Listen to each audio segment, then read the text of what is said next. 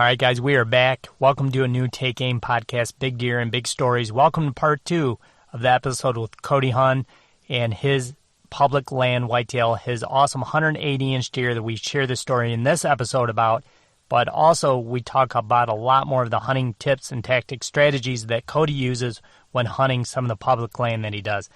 Cody legitimately only hunts public land, so I'm telling you, Cody has tips that are just spot on for what you should do when some areas get a little bit of pressure and some areas have different winds, different thermals. It's absolutely amazing. So I hope you guys enjoy the show. Like always, deer season never ends. We'll see you guys next week. Also, as always, guys, if you haven't had the chance, upgrade to the HuntStand Pro version. Use the code TAKEAIM10. But if you have not had the chance to take the time, type in YouTube, HuntStand, and go through some of the tutorials on how to get started using it. It's a great tool and a great way, and it makes it super easy to learn to use the app. So we'll see you guys again next week.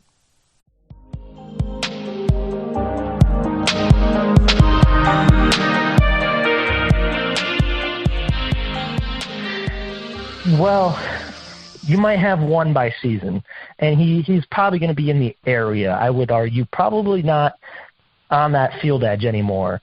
And just the reason why is because their needs change.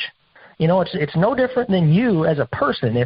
If you're driving a gas vehicle one day and you go to the gas station and you go to this specific pump that's always gas, and then you buy a diesel truck, you're going to have to go to the different diesel pump. And it's, that might not be the best analogy for it, but it's their needs change.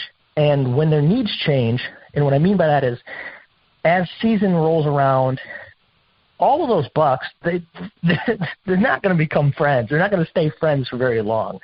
And so now you have 6 mature bucks in this one little area, and they're going to have to push out. They're not I wouldn't argue it's territorial, but it's just the need and the want for their own spaces, kind of for your own personal space. And so they're going to push out, and where you need to look for where they push to is, if they're on the edge of this big timber and a quarter mile away there's a really low, shrubby, dense, nasty little thicket that is behind this old abandoned farmhouse. Maybe it's only 10 acres, but it hasn't been maintained or upkept in 20 years. That's a prime spot for where at least one of those mature bucks is going to end up pushing to, because his needs in the fall have changed. He's now looking for that cover. He's now looking for that safety. And with that cover, does here today or does here to stay. So does are just kind of, I imagine does as they're just kind of everywhere. So these bucks can be over here in this bean field with these does one day, and they'll take note of that. Okay, there's these does in this area that maybe I'll cruise back to, in the fall. But they're going to go to I would argue, their main home territory in the fall. They're going to go there. They're going to put themselves in that safety bubble, what they know is safe, that cover. And there's going to be does out there inevitably. They're going to find does. There's going to be food. A lot of people really heavily focus on food plots. And a lot of people don't realize that 80 to 90% of a mature buck's diet is natural browse. It's not food plots. It's not big ag. It's natural browse. It's all the woody shrub tips and the little leaves and everything that's 6 foot and below. And so when you're out scouting and you're looking at these fall areas, you need to realize that deer live from 6 foot and below. So you walk into an area and you're, wow, all these big trees I can hunt, and oh man, this is great. And unless it's dropping acorns every year, and even then that's only for a little part of the season.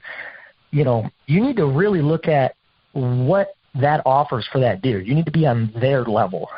And tying into that, when we're now tying into maturity levels, I would argue that there's a depth of cover system. Not only is there depth of cover when it comes to just your small parcel or one piece that you're hunting, but there's also a depth of cover in maybe a main summer food source, all the way to the best bedding for the fall.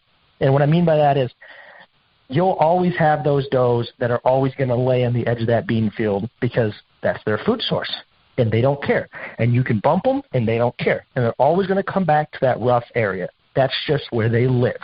Does here today or does here to stay, for the most part. But then you're going to get your small bucks behind those. So a little deeper into the woods, maybe just as it starts to get thick, you're going to have your younger bucks, your 1-year-old bucks, your 2-year-old bucks, even potentially 3-year-old bucks. And then as you get more mature, most of your 3-year-old bucks are going to end up being deeper behind that. And what I mean by deeper behind that is, let's say you start getting into those better thickets. Maybe you have creek bottoms, river bottoms, hollers, big CRP fields. You're going to start finding those coming to maturity or on the edge of maturity bucks, those 3-year-old bucks, 4-year-old bucks on those edges. And they're going to be deeper in. And then once you get all the way back to the areas where nobody messes with them, they're quite a significant ways from food sources. Some of those mature bucks walk a good distance. I mean, they are willing to walk. I have personally seen a buck walk 1,500 yards to go to a food source every night. And that's his main food source. And he just browses on the way there and then comes back. And I backtracked him with cameras, and he was about 1,500 yards from that main food source to where I was even able to get a shot at him in the daylight. And it was still right at. Yeah, it can be, but those are areas. We're talking extreme examples of, for sure. Like those areas would be like, that's the only food source in the area, and that buck's way back in some deep swamp, some nasty area, and he's only making it there. You're getting pictures of him at 2 a.m, and then he's on his way back. And but those are extreme examples. But the point to get out there to people is there's a depth of cover. If you're hunting an area and you're just seeing tons of does, or you having does lay around you, or you're having little bucks come in, push farther, especially on public land, because everybody's going to be pushing just like you. And so push another 50, 100 yards, something like that. And okay, now you're seeing 3-year-old bucks. All right, and that's all you're seeing before it's dark. Push another 100 yards. Sometimes the land allows you to do that. Sometimes it doesn't. But there's always a depth of cover system, and it's almost like a mature buck's warning sign. He's behind. He's mature enough, and he's intelligent enough to be behind all these other deer. They're all his warnings. So not only does he have the wind advantage, does he have the terrain advantage, he's in one of the best or the best location on said parcel, but he has all these deer in front of him that if a predator is coming to his area, coming to where he lives, they have to get past all these does and all these young bucks. And they have to effectively get through all his almost armor to get to him. And that's why access, tying in with access is so incredibly important, because occasionally you do find little points of access where nobody's ever come out from behind this neighbor's house. This neighbor's, they have their kids in the yard, they play, they do whatever, and this buck has lived there his whole life, and nobody has ever threatened him from this end. But in reality, that's his chink in the armor. You get permission, you can access through there, and now you're sitting up 50, 100 yards from his bed, something like that. Whatever you can get to, the wind is just off center, and that buck has no clue you're there. He doesn't realize he's about to walk right into you because you used something that he took for granted, which is a mistake he made. Very well said. I mean, exactly. What one of the very few things you can say in the weak link of their armor, man, is getting access somewhere that they're not expecting, and that's a great way to put it. And Cody, have you seen routinely, the largest bucks always like that bed the furthest layer away? And is it sometimes, I know you just did the extreme, but what would be the minor end of that? Like, 100 yards behind some 3-year-olds or 4-year-olds, like what's the minor end that you've noticed out in Iowa? Yeah. In Iowa, with the pressure being different, I have seen mature bucks 60 yards, 70 yards behind does. It just depends on, and I would argue it's entirely dependent upon your ability to read your specific situation. But anybody can do it. It's not incredibly hard if you understand the footnotes. And the footnotes are just basically, where you have your food, where you associate your food, just draw a bubble around that. Between 50 yards off of your field, that's where does are going to tend to live or bed or roam, something along those lines. And if you're not pressuring your field too hard.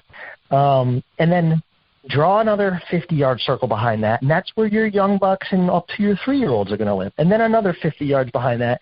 And anything past that, you're talking, mature bucks could be laying. And when I say that is it's dependent. In Iowa, if it's a very low-pressure area, they're more willing to live closer toward that food source because they feel more comfortable.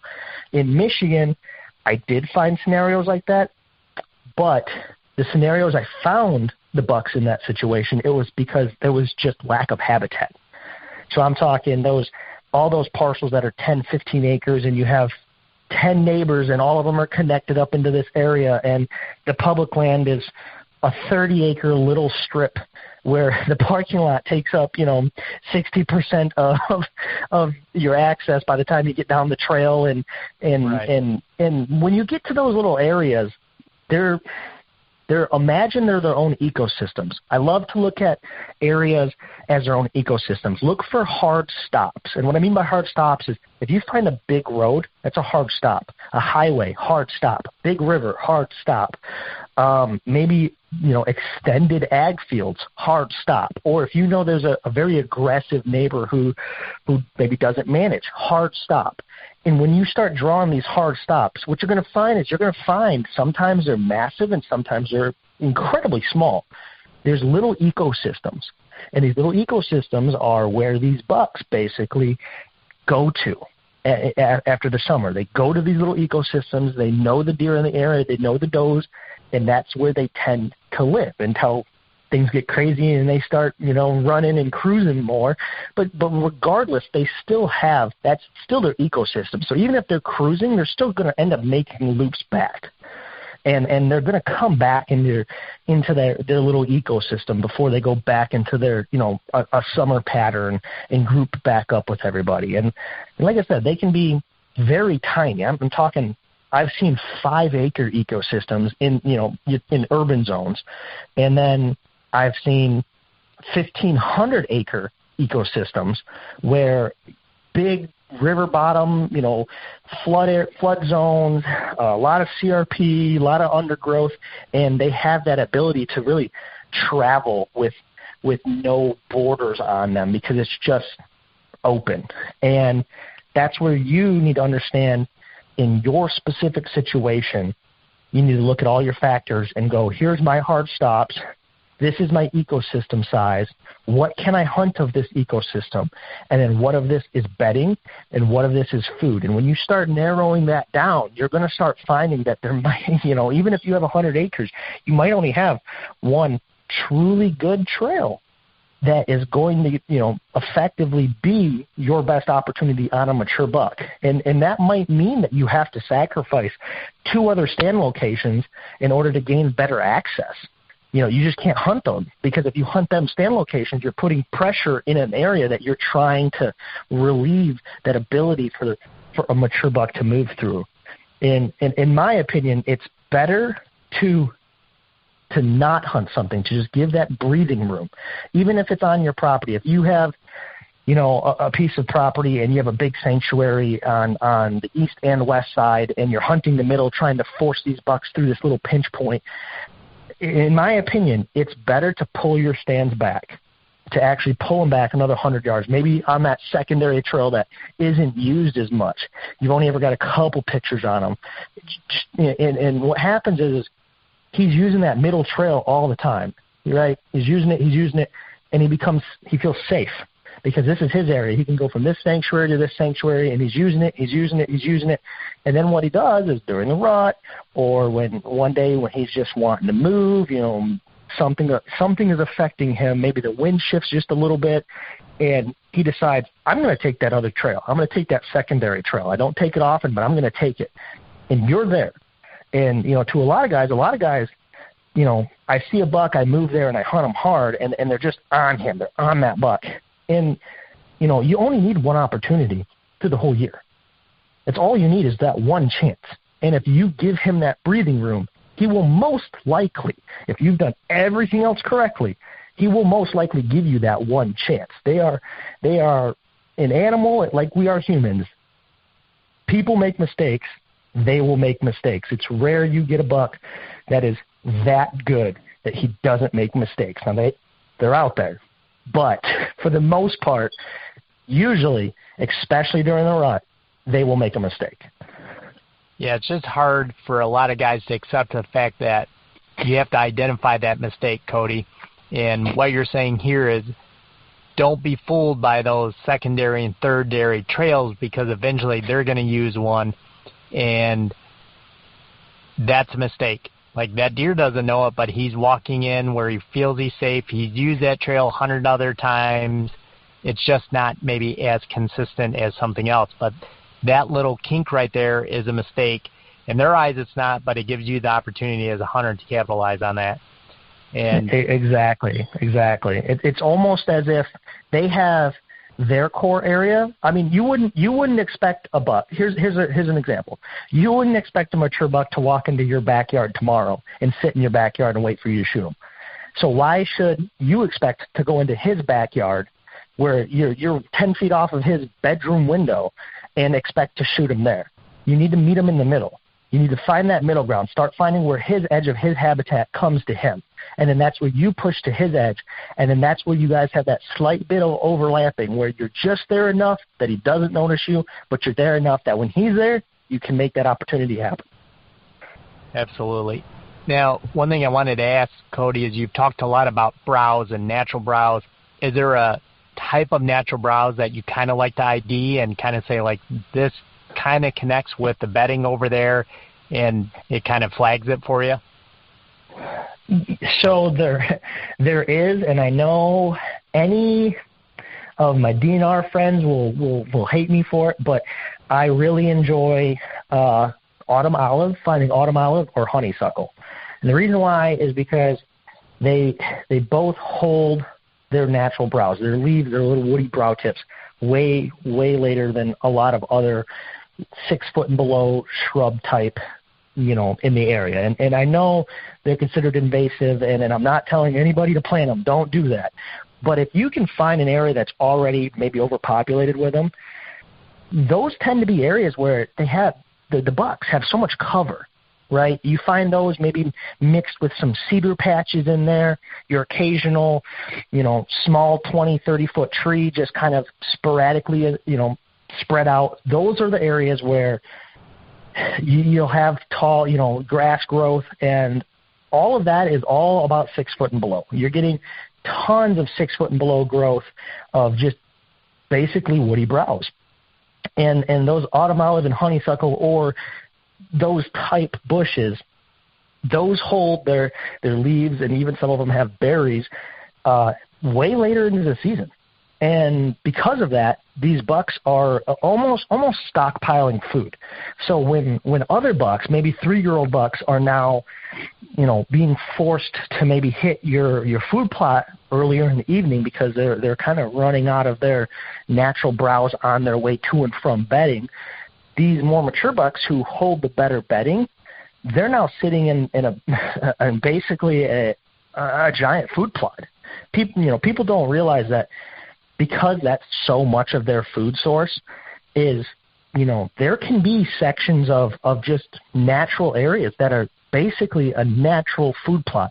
One of the spots I was hunting pretty hard in Iowa this year on public land, they actually went in and did selective cut. And because of that, there was so much new growth and regeneration across one of these ridge tops in there. And it effectively turned that ridgetop into a natural food plot. And deer were coming from all over to come to that ridgetop and feed at nighttime. And then from there, they would just mosey down the ridge, and then they would cross the road up into one of the other ag fields. And so they'll always still prefer ag. I mean, it's rare that you have a buck who doesn't want to go to some type of ag, but it's more common to have a buck who only goes to big ag at night, past your ability to shoot him, to harvest that animal. And so these natural browse and these natural food sources are massively overlooked. People just, okay, it's kind of thick in here, or this could be potential bedding. And they hunt it a couple times, and I'm not seeing that many deer, and they're not stopping. There's some areas, and it can be very fine. You can get to a spot where there's beds, and then you go 200 yards away, and it's the same exact cover. There's nothing has changed, but there's no beds there. And a lot of times that can mean that is what they're considering as almost a natural food plot. A natural food source is in that little nook, that little corner. And that's where you'll just have to go out there, and you have to put boots on the ground, and you have to start looking for where the deer are eating. I mean, you can get in there and you can see where they've nipped off ends.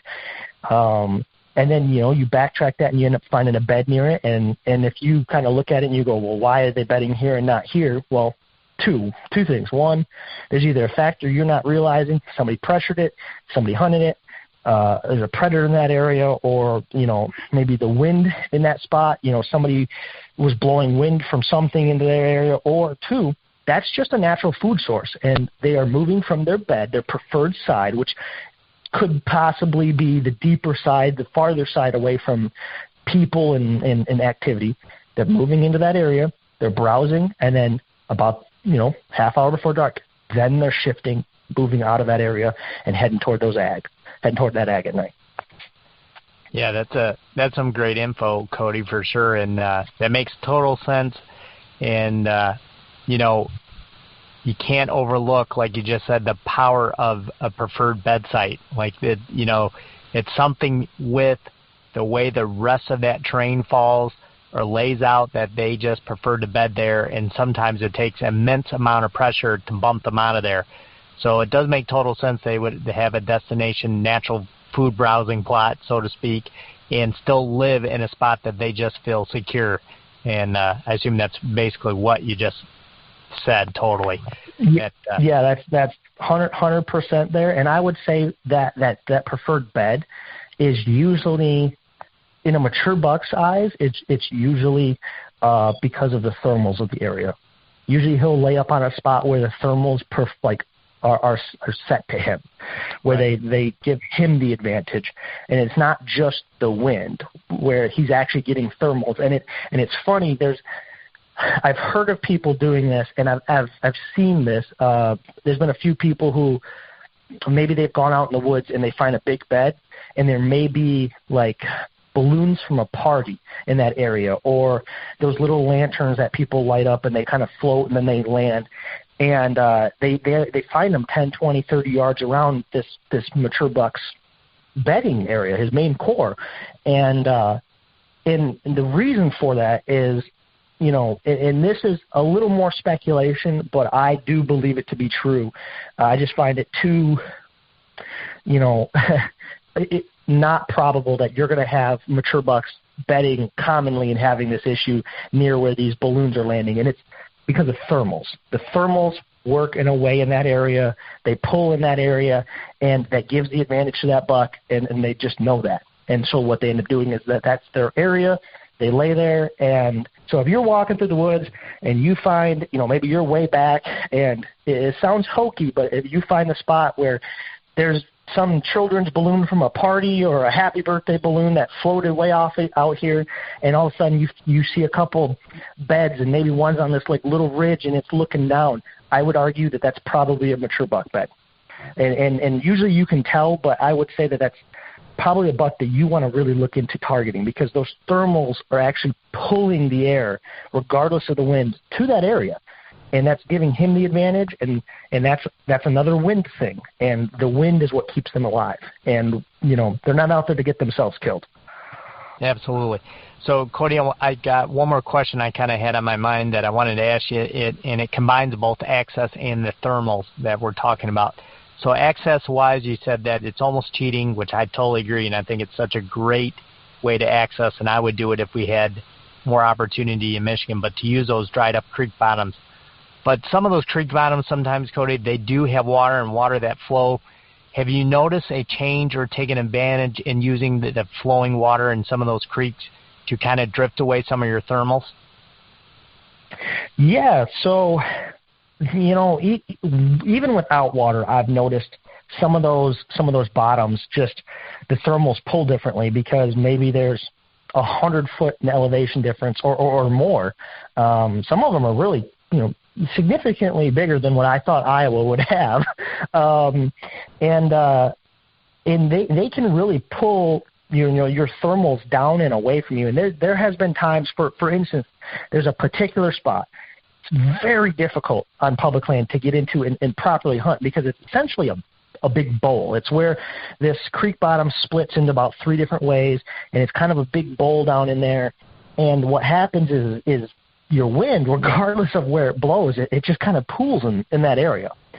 And this took some time. I had to get all my scent check-in, all my scent tools out there, and I just spent a whole day in that area because I knew this was a spot that I really wanted to hunt.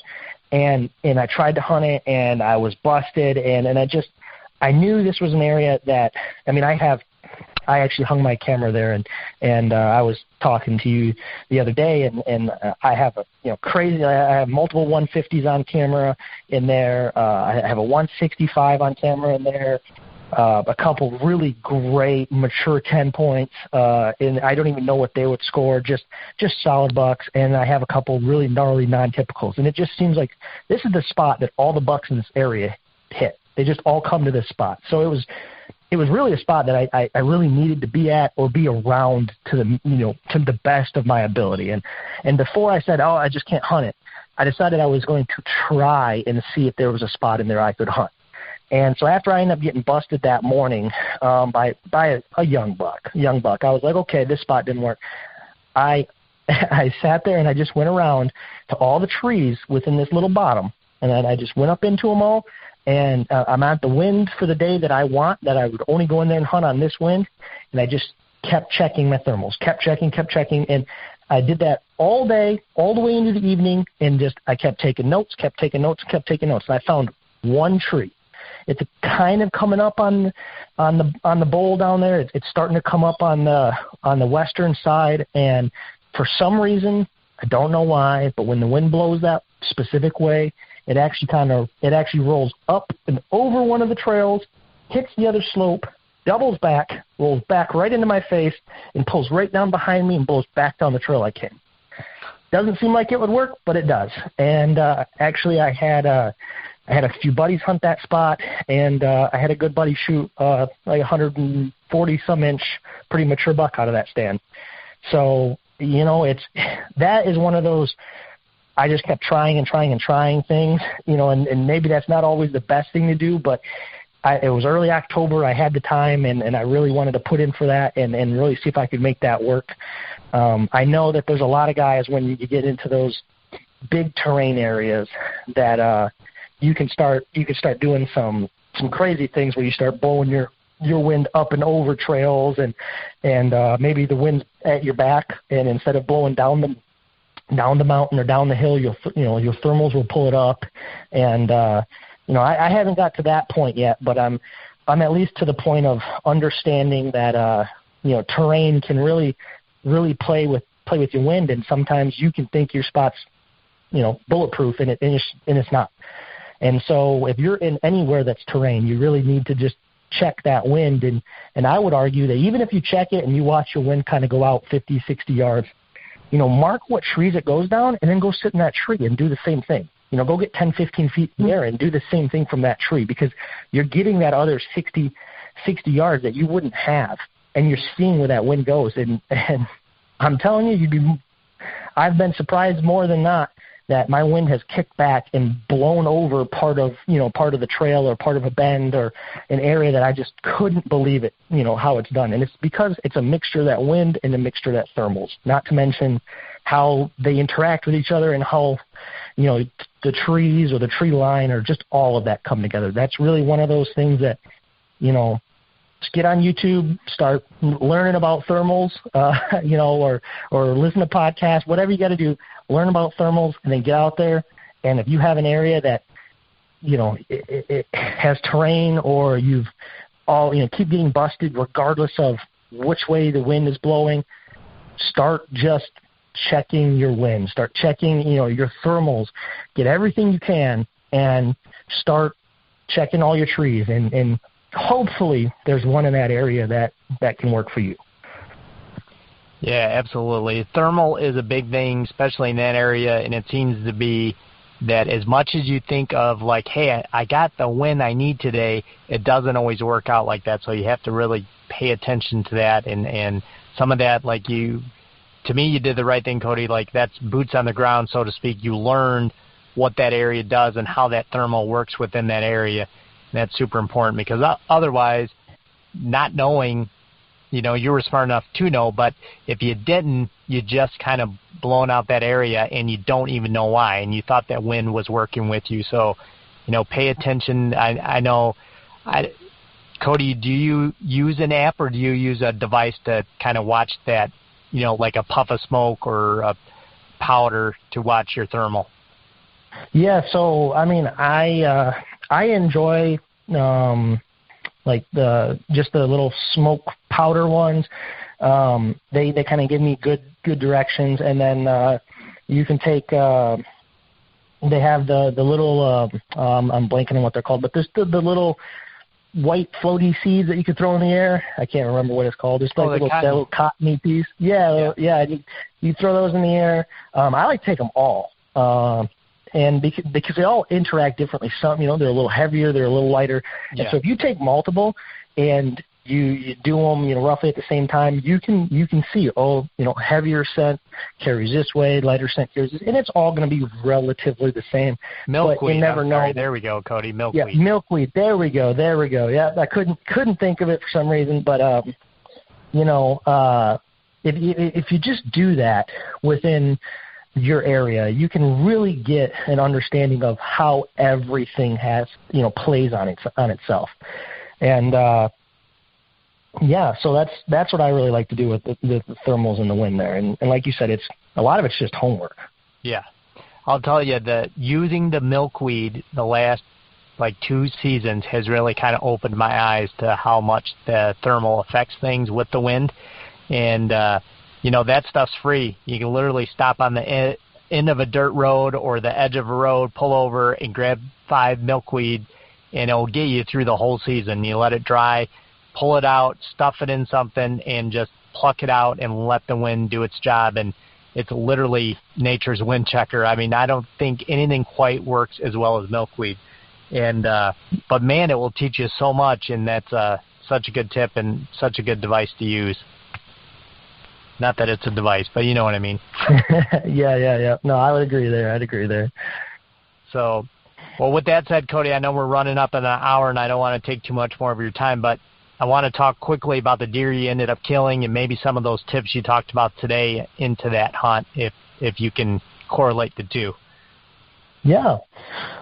So the spot that I had scouted it way back in the summer, and in Iowa, I know not all states are lucky enough to have this, but our DNR do plant food plots and cornfields and CRP plantings and whatnot, and so I scouted this spot, and I knew they had a cornfield out there. And so I was really keyed in onto this spot as a potential late-season spot. I had a lot of other spots that I was really focused on for, primarily bow season. And so as my season progressed, I opted to do the late muzzleloading in Iowa. I didn't want to fight with everybody for shotgun hunting.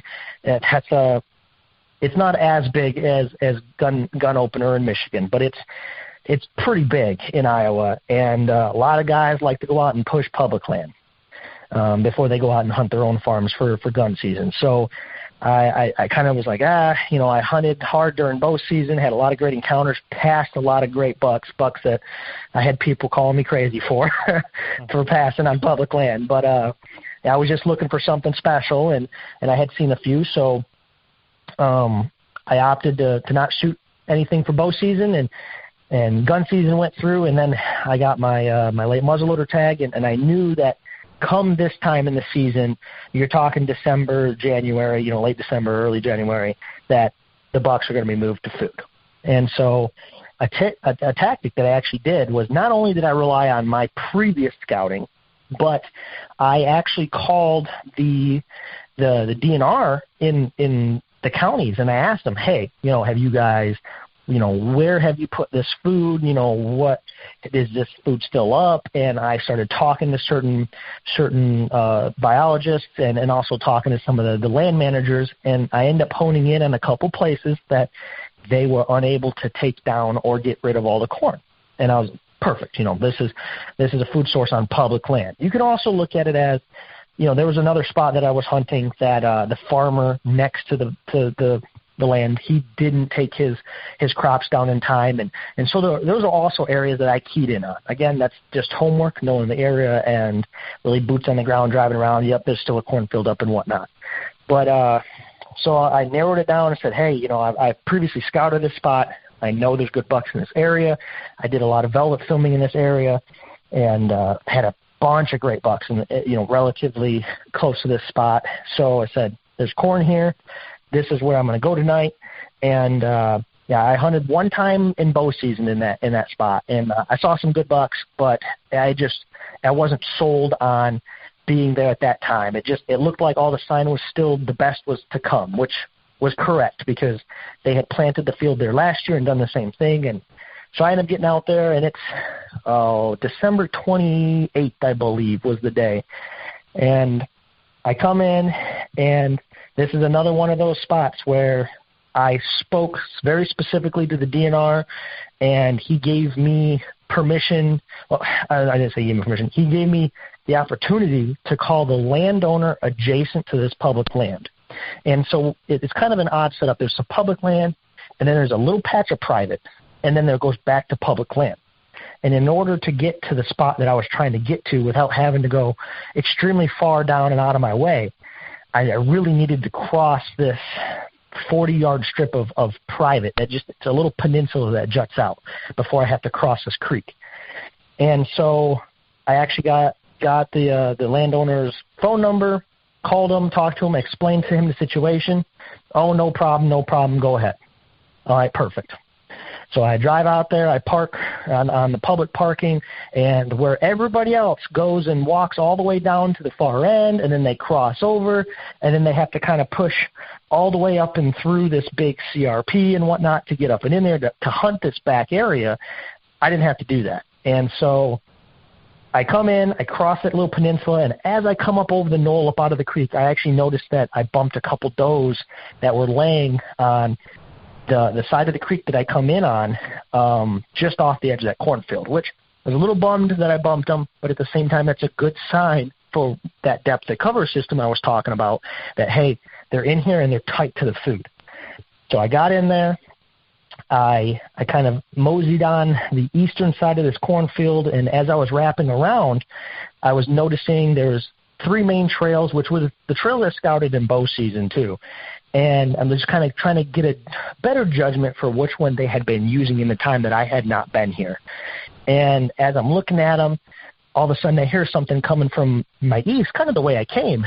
And I look over, and here comes probably 130-ish, maybe low 40s, buck actually trotting kind of from the eastern side of the CRP, just kitty-cornered off the way I came, but on the opposite side of the creek. And he comes in, crosses the creek, kind of runs up in front of me there. He wasn't really one who was trotting, kind of comes up in front of me, looks around a little bit, and I pulled up on him. I'm, no, don't want to shoot him, even with my days were fading real fast there, and no, I just can't do it.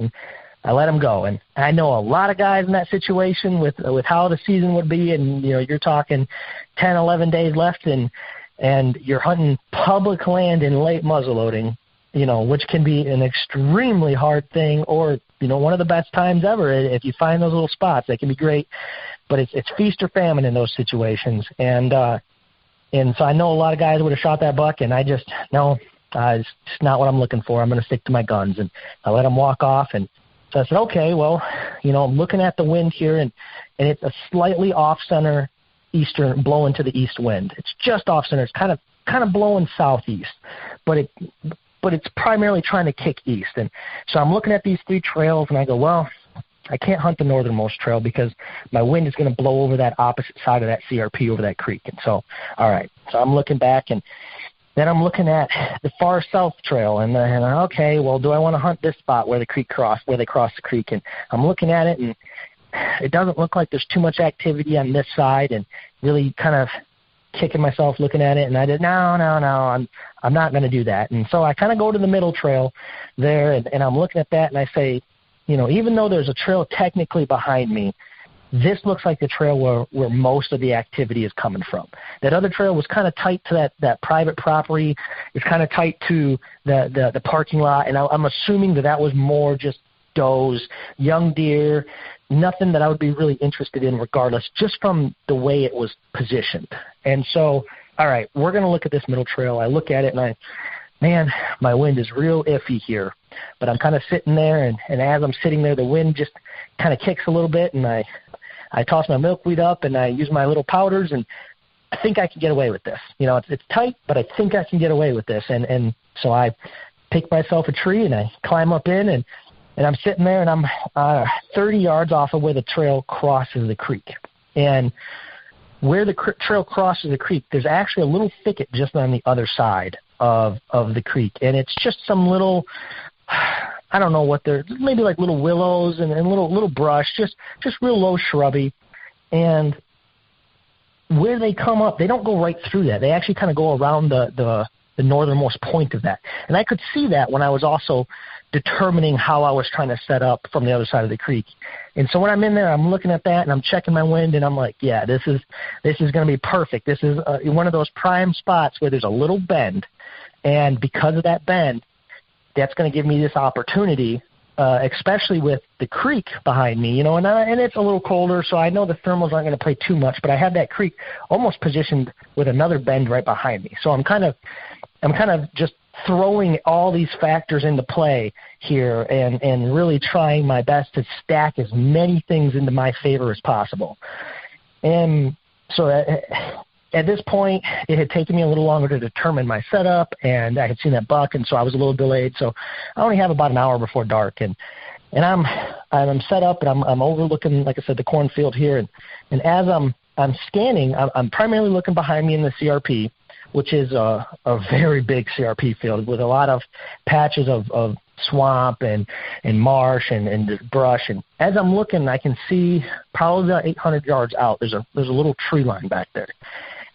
And I see a little glimpse of movement. Oh, okay. And so I pull up the binoculars, and I'm looking, and okay, there's horns, good horns. All right. So, regardless of if I'm going to shoot anything that night, at least I take note of that. Okay, there's a good buck, looks like a good buck moving in this tree line. Then I look behind him, and oh, there's another good buck. Well, that's a really good buck too. Okay, wow, that's odd. Okay, but apparently they're coming back into moving together now, and so okay, and I'm taking note of that, and they disappear into the brush out there, and I don't think much of it. I don't think they're coming my way, really, and I'm not 100% sure, but I couldn't see the trail that goes all the way back there. And so as I'm sitting there, all of a sudden, out of the CRP out in front of me, here comes a group of does, and it's, I don't know, I had 10, 15 does come in, and then I kind of look back over to my corner, and almost the way I came, like I said, just off center, and here comes another group of does, and they're coming from that private side. And I probably had 20, 30 does come in, and they all funnel through, and they all go right down in front of me on that one main middle creek crossing, and they go right up into the cornfield, and they just start munching. And it's December, no leaves, I'm 20 feet up in this tree, and there's absolutely no cover. And I have my video camera all set up, and I have my muzzleloader, and I'm trying not to move, and I'm also trying to still look through the binoculars and see what else is out there, and so I can barely move. And you can see that if you end up watching the video, you can see that I'm really trying not to move. The camera sits in one spot for a long time, and I just couldn't move with how much activity was going on around me. Mm-hmm. And then I'm sitting there, and where from all those does are coming, I look over, and there's horns. And I kind of pull up the binos, and it's probably a 145-inch buck. And now I'm getting tempted. Oh, we're coming down, and now I got a 140-some-inch buck. And he comes right down that line, goes around that bend, and he walks on by me. And no, I'm gonna let him go. And I'm sitting there, and then all of a sudden, it's probably about a half hour before dark, and I look up, and here's another set of horns, and it's a little bigger this time, about 155 inches, and I'm real tempted here. But again, no, you passed them during bow season. Don't shoot one now, like that. You wanted something special. You're in Iowa. This is what you've been here for. You have good bucks out here, and all right. And so he comes right down the line, same thing, passes right by me, and goes up into the cornfield with all the other does. And so I'm sitting there, and all of a sudden, probably about 500 yards away, there's this little patch, almost like a little island out there, and I see movement, and I pull up the binos, and I look, and there's 3 bucks. One of them just this real tiny buck, maybe 100 inches. I see one of them real wide, short tines, but a lot of junk coming off one end, easy 170s. Wow, okay, what a buck. And I'm looking at him, and he's kind of messing around playing with that 100-inch buck, and doesn't really look like he's coming my way. But I'm taking note. And then all of a sudden I look about 30 feet to his left, and it's almost like a movie. There was a little knoll, and coming up on this knoll, and just kind of standing there all proud, head up and looking around. Boom, 100 high 70s, low 80s buck.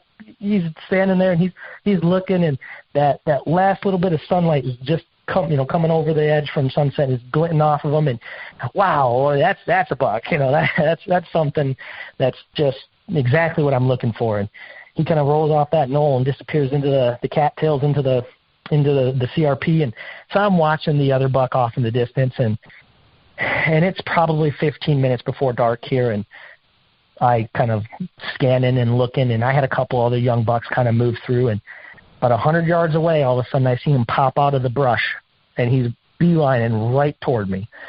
Oh, okay, this is happening. Here he comes. And I did not think they were going to commit before dark, but I was right on that edge. I had done everything I could, played the wind to my advantage. I was over the food source, and I was as far as I could tree-wise. There was no other trees that you could sit in off the way they were coming from. And I'm sitting there, and he's coming in, and on my footage you can see him coming in. It's getting darker and darker, and then he disappears right on the north end of that point of that brush. And he disappeared because he locked up there, as a lot of the bucks do. He's scanning because now he can see the edge of the creek and then into the cornfield. And it's probably about 5 minutes before shooting light ends. So, there's enough for the eye, but it's getting hard on the camera. And all of a sudden, I hear sploosh, sploosh. And it's just one set of tracks, just sploosh, sploosh in the creek. And I went, this is him. I know it's him. He's the only one to be alone. This has to be him. And I move the camera over. I get it fixed on where I think he's going to come from. I get my gun up, and I'm sitting there. And next thing you know, I see him come around the bend of the creek, and he's in the creek, coming through the freezing water, coming up, and he gets to the edge of the trail where all the other deer look, and he goes about 10 yards farther, which I'm still good because I'm on that just slightly off center, and he's in that bend.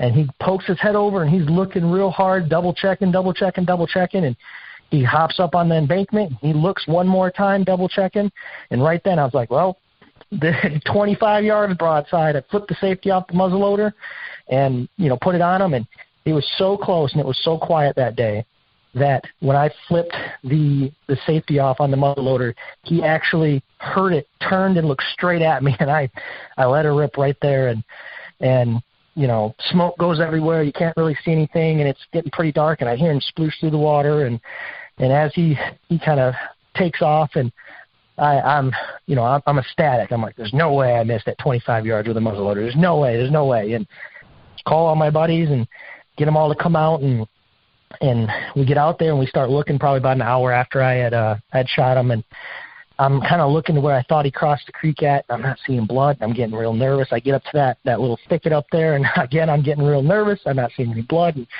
then one of my buddies kind of backtracks toward the creek, and only about 10 yards off to the far left side where I thought he went. He goes, I got some blood here, and couple drops. And as we're walking, all of a sudden, I just see him just in the distance of the light, from the cameras, and oh man, he's right there. And I come up on him, and I mean, just a great moment. All the work that I had put in preseason and summer scouting and passing so many of those bucks on public land, and just really putting everything that I could do, my whole being essentially, into just trying to find and target a truly great buck on public land. And it's exceptionally challenging, but it was so rewarding in the end. And in the video, you can see I'm ecstatic. And the buck, he rough green scored to about right at 180. And that buck, Cody, I mean, describe him for everybody, but I mean, he's got kind of nice dark tan antlers, and he's basically, just a giant mainframe 10. Is it a split on the G2, right, the left side? Yep, on his left side, he has a split on the G2. The split is about the actual non-point split is taller than his beam, his G2. So it splits about halfway up the beam. It's about 8 or 9 inches long, roughly, and it goes all the way up a couple inches over top of the other one. He's a mainframe 10.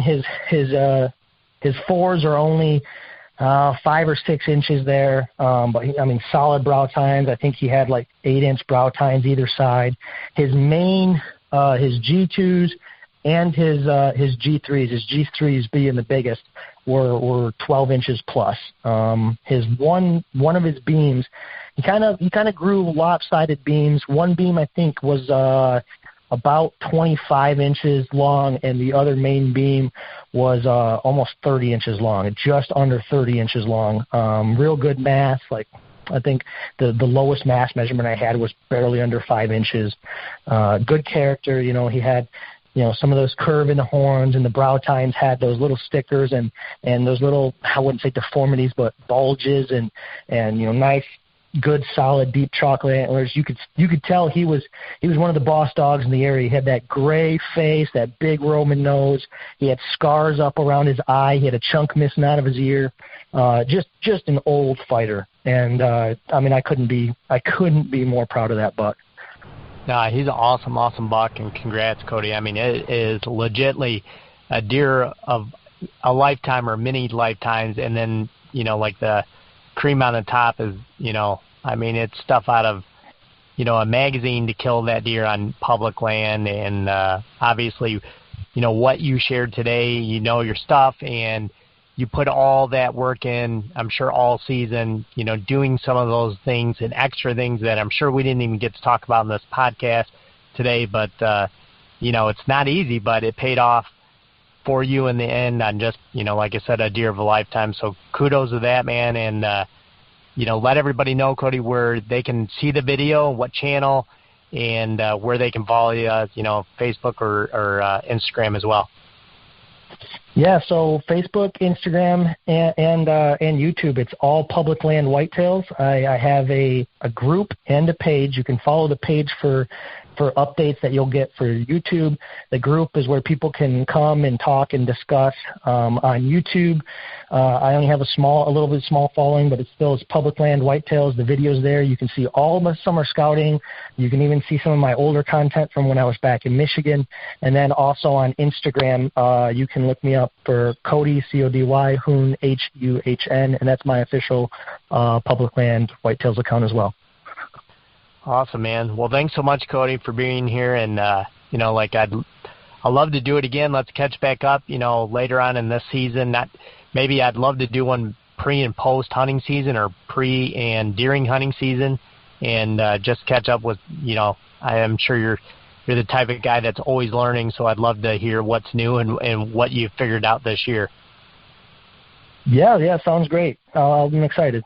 All right, absolutely. And boys and girls, as you know, you can find us every week on the Outdoor Podcast channel, iTunes, Amazon Music, Spotify, and like always, deer season never ends. We'll see you guys again next week.